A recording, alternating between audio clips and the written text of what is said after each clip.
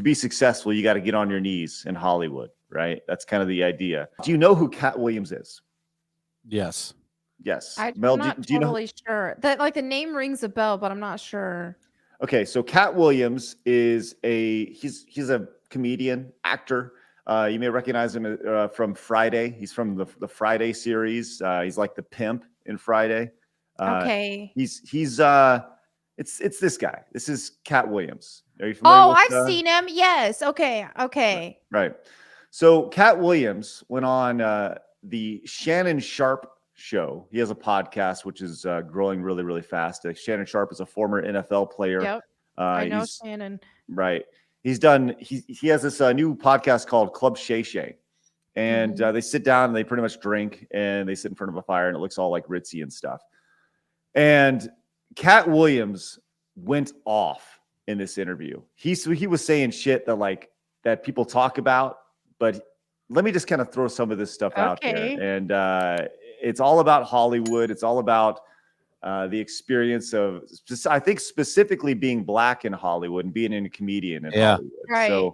So let's go and check out what he has to say here. My goal was to get this far in Hollywood and still have a virgin asshole. Yeah. So there's the first 5 seconds. Here. Let's continue. And never has sucked a penis. And there's the next 3 seconds. Did you succeed? My goal was to get this far in Hollywood and still have a virgin asshole. And never has sucked a penis. That was my only goal. I didn't want to get with a white woman because I was scared she might have me running down the street like Jonathan Majors. There you go. Come on, Katt. Not because I didn't like white women. I think white women are as great as any other women. But I'm not going to act like I'm not scared of them. I have a reason to be scared. You heard him name drop Jonathan Majors there.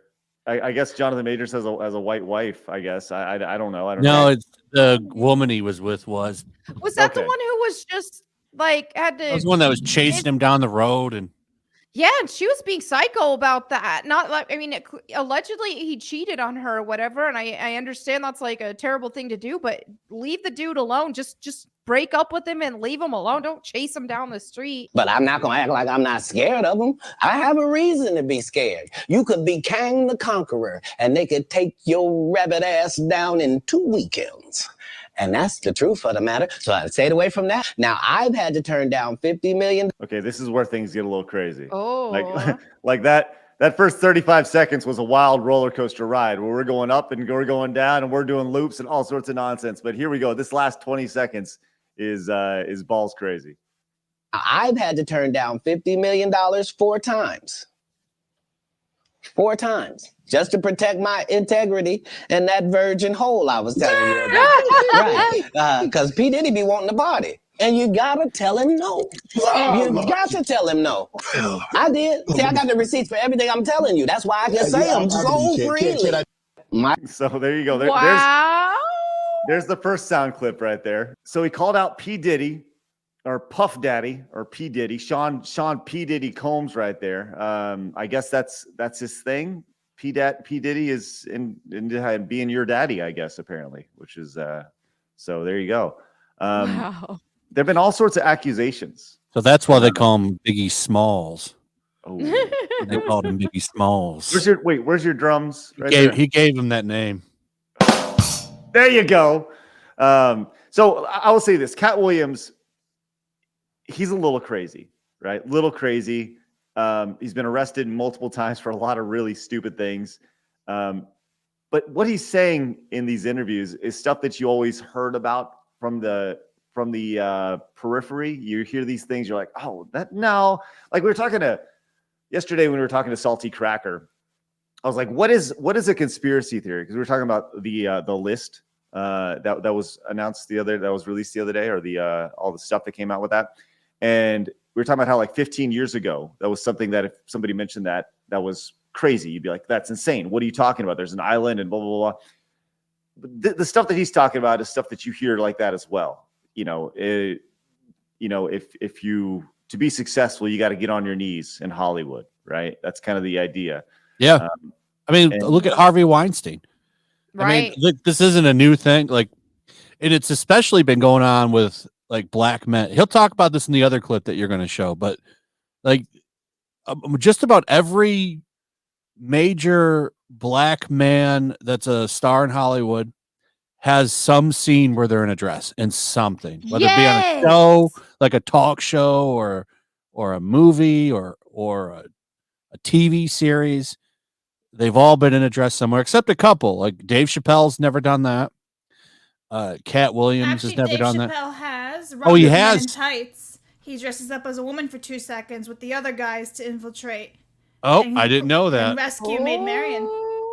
Yep. I forgot he was even in that. Yeah. Yo, check it out. Yeah, he's in that. Love it. Oh, he did. Damn it, Dave. You were a hero. And now it's over, huh? Oh, he does. I'm looking at it now. He did. Ah, Oh. Flash feels let down. All his My favorite Robin Hood movie. Well, this is like this is what he was anxious to get in. So he's like, I'll do the humiliation ritual. You're ready to get in. Well, let's continue with the humiliation ritual here as Katt Williams continues. Are you related to Luda? No, so there was a crossroads where we were both invited to an Illuminati thing, and it had to be one or the other of us, and decisions had to be made. So I appreciate how casually he says that.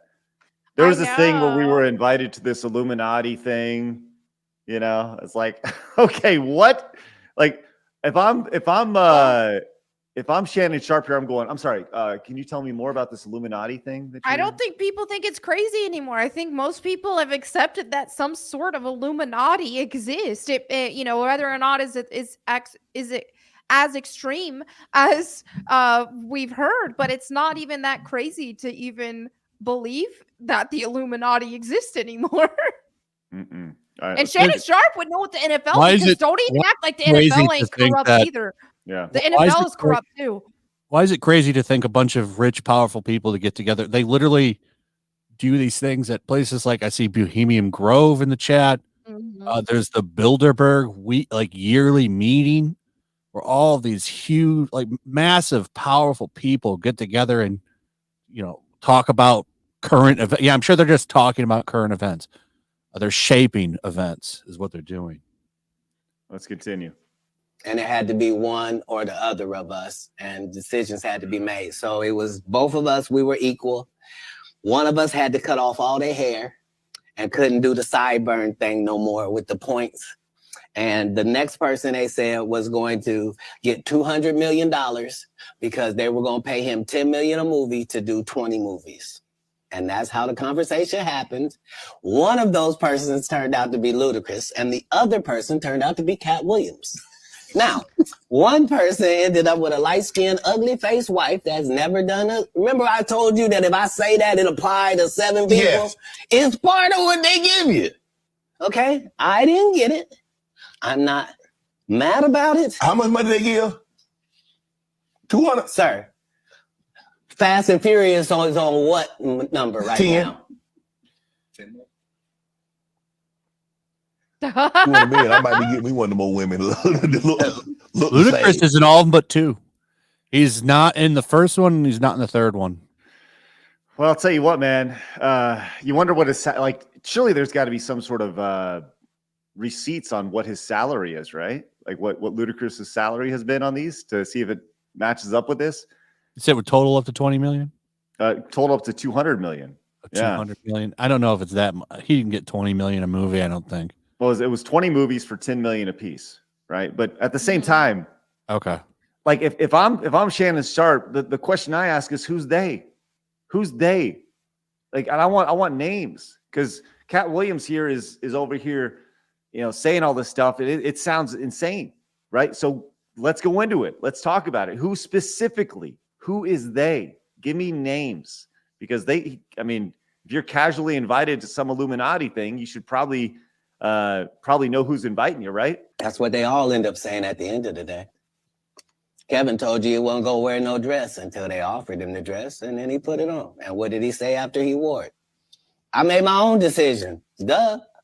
But you didn't make it before they brought it up, did you? So there you go. There's that dress you were talking about, Flash. Yep.